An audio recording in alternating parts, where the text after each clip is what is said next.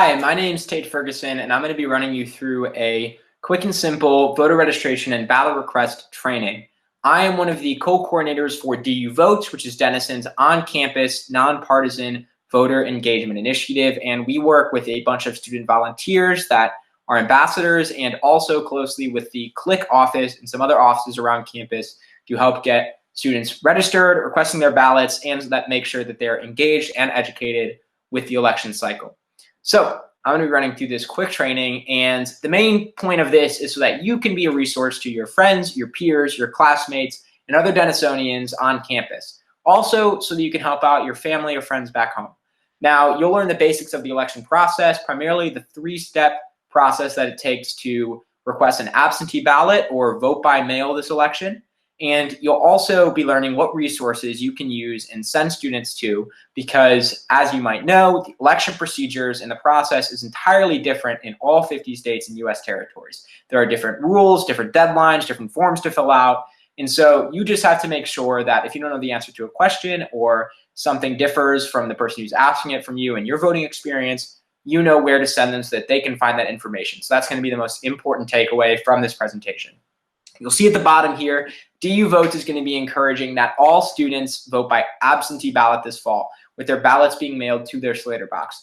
Now, this is in the interest of safety in order to best adhere to Denison and the state's COVID-19 guidelines. We want to make sure that students are staying on campus, staying in that bubble, and not exposing themselves in a situation where they don't necessarily have to be exposed. With that said, we're not going to stop anyone from voting in person or doing early voting, but we are going to be strongly encouraging that all students vote by absentee ballot, which is voting by mail.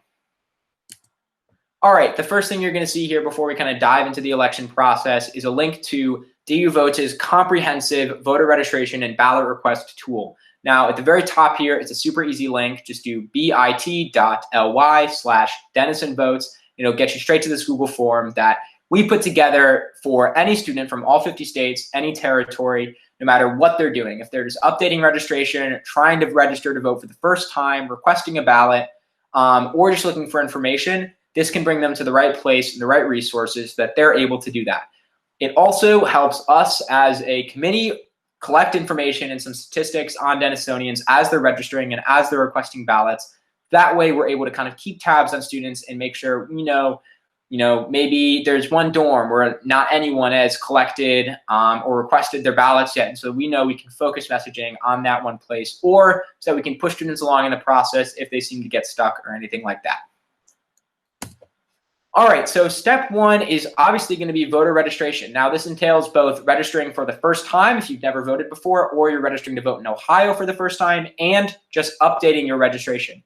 Now, college students are in kind of a unique position because they get to choose whether or not they want to register in their home state or if they want to register at school. Now, obviously, if you live in Ohio, that choice is already made for you. You're going to be registering in Ohio, but you still get to choose if you want to register in your county at home or if you want to register in Denison's county, Licking County. Now, this is important to note as well. Students who have previously registered on campus must update their registration this fall if they have not done so already. As you know, we change dorms every single year, and as you might not know, you are not able to use the 100 West College Street or your Slater box as a residency address on your voter registration and ballot request form. You must use your dorm address, and since you're changing dorms every year, that dorm address is going to be changing every single year. This will probably be one of the only cases where you'll actually have to use your dorm address, since all your mail will typically go to your Slater box. And this will also, when you're requesting the ballot and filling out your voter registration, you'll still keep that Slater box number as your mailing address, but you'll use your residency address as your dorm address, and that changes every year. So even if you register to vote in the primaries or the midterms in 2018 and 2019, you're probably going to have to update your registration. All right, as you see here, most states do have different voter registration deadlines. Now, Ohio's is October 5th, which is about 30 days before the election. That is on the earlier side when you're looking at like national averages, but a lot of states do have them between like 20 and 30 days before the election. And this is just to make sure that the Board of Elections have enough time to process those registrations and get ballots out and start the kind of absentee vote by mail in-person early voting process. But you do have to make sure that students are aware that this deadline does change state to state, and honestly that the deadline exists. A lot of people might not be aware that there is a deadline 30 days before the election where they have to be registered. And so if you're answering a student, or if you're telling a student, make sure you're registered, make sure to also tell them that they are aware and where they can find the deadline for their state specifically. Next, you'll see that some states do have voter registration online. Most of you guys are probably familiar with filling out a paper form and mailing that back to your Board of Elections. That's kind of the standard way to do things, but a lot of states are transitioning into a voter registration online system. But again, it's important to note that if you want to vote online, you have to have an in-state driver's license. So if there's a student coming from Massachusetts and they want to register to vote in Ohio, they still have to send in that piece of paper voter registration form to the Board of Elections. Even though they're voting in Ohio, and Ohio does have an online registration tool, they most likely do not have an in-state driver's license since they're coming from out of state. So you just want to make sure that if you're advertising that you can vote online in Ohio, or advertising one of the other states where you can vote online, make sure that your students are aware that they will have to have an in-state driver's license to do that. So any student that wants to vote in Ohio and is coming from out of state, if they're registering for the first time in Ohio, they must fill out the paper form and send that into the Board of Elections. They cannot do it online. And at the very bottom here, I talked a lot about how these procedures differ from state to state. And the best resource, the most comprehensive and state-specific, is going to be vote.org. It's super easy to remember, and it's a super great way for students to check registration, register to vote, find their deadlines. It can even, direct students to Secretary of State websites and stuff like that, where you can find even more detailed information. So if a student asks a question, you don't know the answer or aren't 100% confident on the answer, send them to vote.org. That's going to be the best one-stop shop place for all students to find voting information, no matter where they're coming from and no matter what part of the process they want to be completing at that moment. All right, step 2, we're going to get into the process of voting with an absentee ballot. As I said at the beginning, we are going to be strongly recommending that all students vote with an absentee ballot, which is synonymous with voting by mail. So an absentee ballot pretty much means that you are going to send in, once you're registered to vote, you're going to send in a form requesting your ballot. And once you send that in, once it's received by the Board of Elections, they are going to mail you back an actual ballot where you will pick your candidates for you to mail back, and that is your vote. So the process, typically you're going to be voting before the election, hopefully several weeks or a week before the election, and then getting your ballot back to them, and that counts as your vote. And it saves you from having to go to the polling place, which is going to be especially tricky and a little bit more dangerous due to COVID-19 this year. All right, so your absentee ballot request form, like I just said, it must be mailed back to your Board of Elections in order to receive a ballot. Ideally, this is going to be several weeks before the election. DU Votes is going to be pushing for the October 1st date.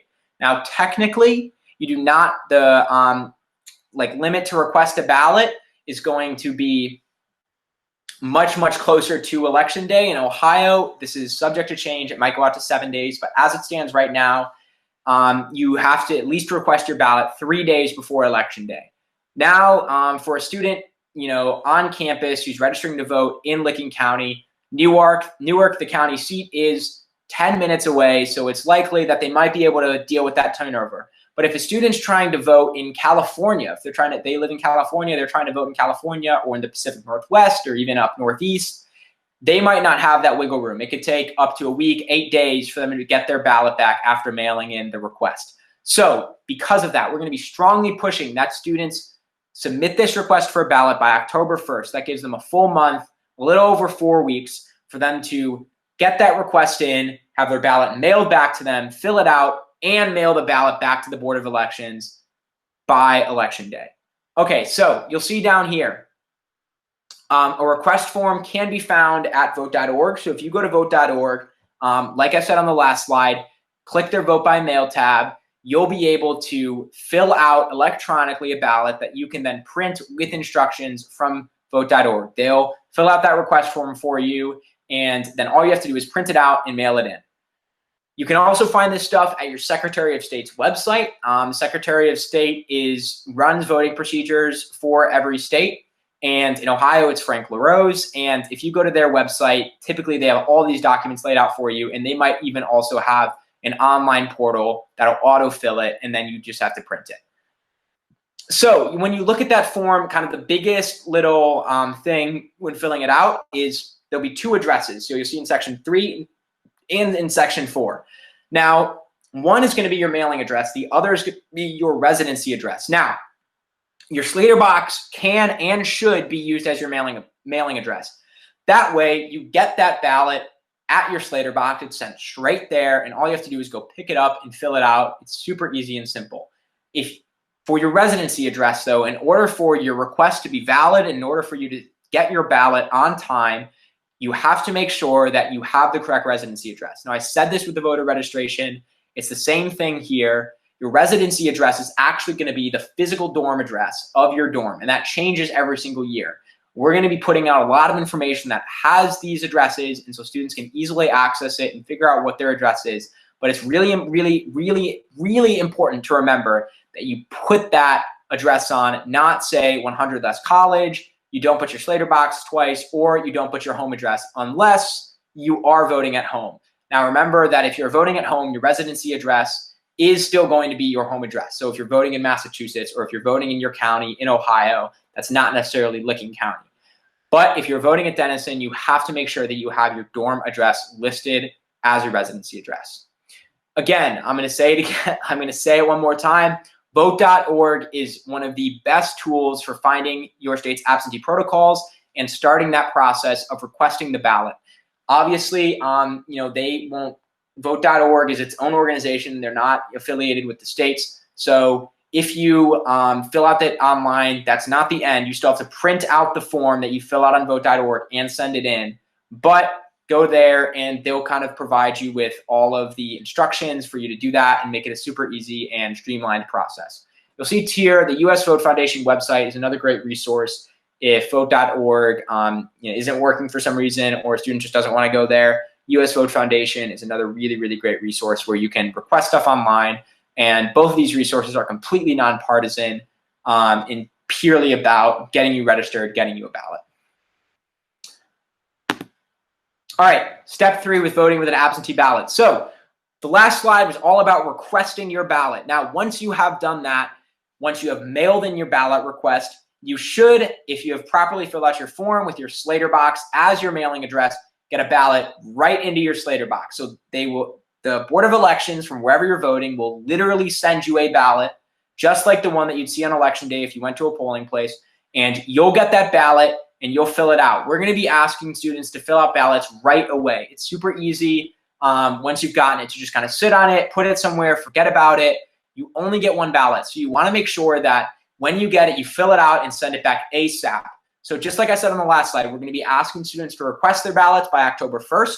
We're going to be asking students to have sent their ballots back by October 20th. Those are going to be like the faux deadlines that DU Votes is creating, because we want to make sure that students are getting stuff back where it needs to be as soon as possible. So if you live in California, like I was saying earlier, it's going to take a lot longer for that ballot to get to your Board of Elections from Ohio than if you're voting in Licking County or in Cleveland or somewhere else kind of in the area. And that's what we're super concerned about. We want to make sure that students are getting those ballots back on time.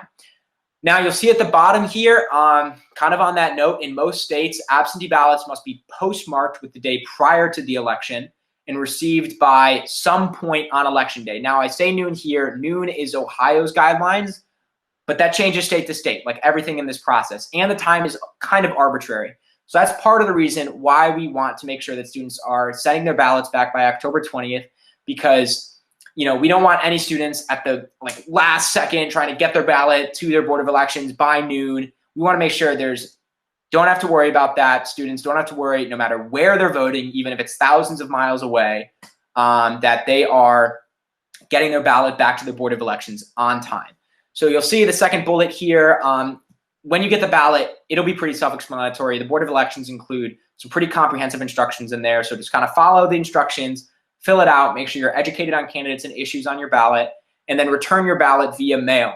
Outgoing ballots can be dropped off. There's 3 places on campus. You don't even have to leave the Hill to send outgoing mail. The best, easiest, simplest one is the blue mailbox right next to Slater, where if you're looking at the front of Slater from AQuad to your right, on the right-hand side of Slater, kind of by the new coffee shop, there's a typical normal blue mailbox. If you stick it in there, you're good to go.